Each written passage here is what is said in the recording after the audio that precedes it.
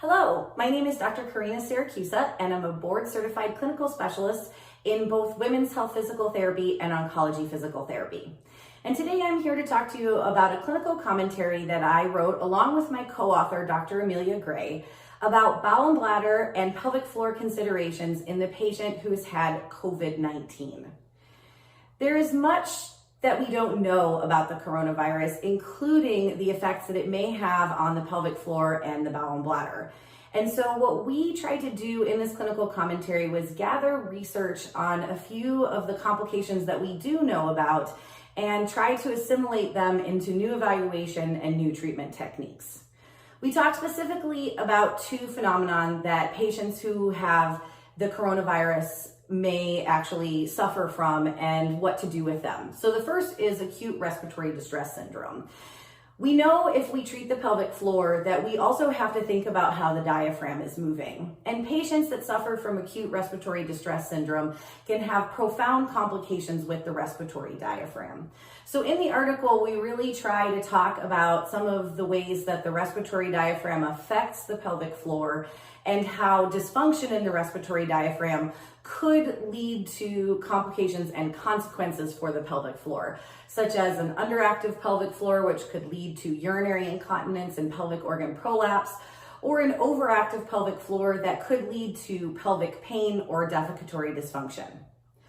The second thing that we talk about in the clinical commentary is post-intensive care syndrome, which therapists that work mainly with outpatient clients may not be as familiar with. With post-intensive care syndrome, there are profound complications with patients that have been ventilated for long periods of time, and this can cause bladder complications such as urinary retention.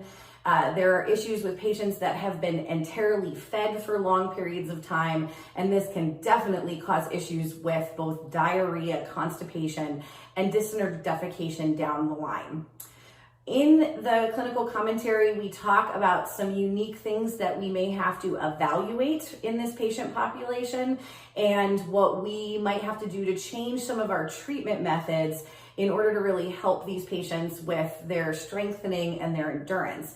Because when you've had both acute respiratory distress syndrome and post-intensive care syndrome as a patient with COVID-19, there are some different things that we have to consider, both different positions for strengthening and different changes and adjustments that we may have to make to their home exercise programs. So we talk about all of those, as well as some of the tests and measures that you might want to employ with a patient that has survived the coronavirus. Again, since this is a novel virus and we don't know the exact clinical implications of the diseases that follow this virus and the long-term symptoms and issues that could be a part of this virus, we're taking research assimilated from what we do know about acute respiratory distress syndrome and patients that have suffered from post-intensive care syndrome, and we're applying that to the issues that we are seeing coming out of this COVID-19 pandemic.